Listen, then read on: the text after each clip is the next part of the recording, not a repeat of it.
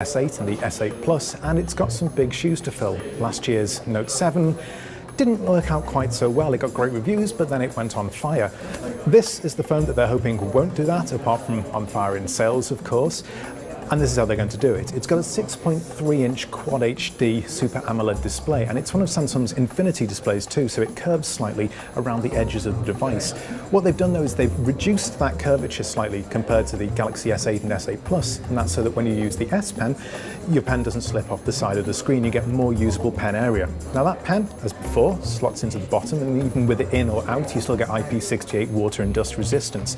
Take it out and you get the usual command center, which has a few extra features this time. For instance, you've got the live message feature, which allows you to create a picture, animate it, and send it as a GIF or a GIF.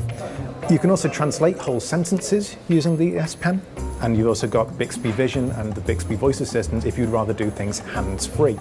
Now, the other big feature of the Galaxy Note 8 is on the back, and that's the dual camera. Both of these cameras are 12 megapixels. Both of them have optical image stabilization, which sets them apart from other dual camera phones. It allows you to do adjustable focus on the fly, but it also means that you can go back in later on in the Gallery app and you can adjust the focus later. Now, both of those cameras will together shoot 4K video, and there's a front-facing camera and also the usual bevy of front-facing biometric sensors. So if you don't want to use the fingerprint sensor, which is still mildly inconveniently placed on the back, you can turn around and use facial recognition or iris recognition or just an old-fashioned pin or a pattern.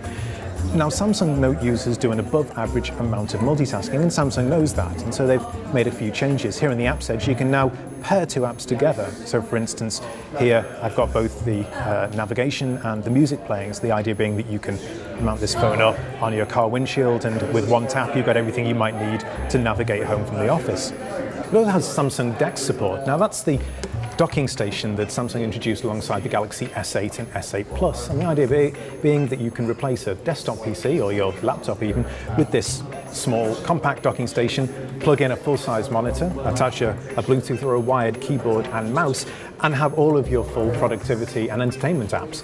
Now, there are some improvements over what we've seen of DeX before on the S8, and that will be rolling out to all DeX users. So, for instance, there's now a game launcher which brings all of the various Android games that you might have loaded on your phone into a single launching pane here. And if they're designed to run in full screen mode, when you open them up, they will open in full screen mode straight away. And that means that it's a lot more like a full desktop or console gaming experience, even though it's all running on your phone. Inside, there's the same processors that we saw from the S8 and the S8 Plus, which probably means a Snapdragon 835 here in the US, or an Exynos processor elsewhere. Either way, it's paired with 6 GB of fast RAM and 64 GB of internal storage. And as Note buyers have come to expect, you get a micro SD card slot to expand on that. You also get a 3300 mAh battery with USB-C fast charging and wireless fast charging too. Samsung isn't talking about battery life estimates yet, but we're expecting it to last all day on a full charge, just as you'd expect from a Note. Now, you'll be able to pick it up for pre-order on August 24th, and it'll go on sale and start shipping in stores on September 15th. Samsung isn't talking about pricing yet. That'll be down to the individual carriers, but we're expecting it to be competitive with other high-end phones like the iPhone 7 Plus. That's the Samsung Galaxy Note 8. We're hoping to have a review very soon. Thanks very much for watching.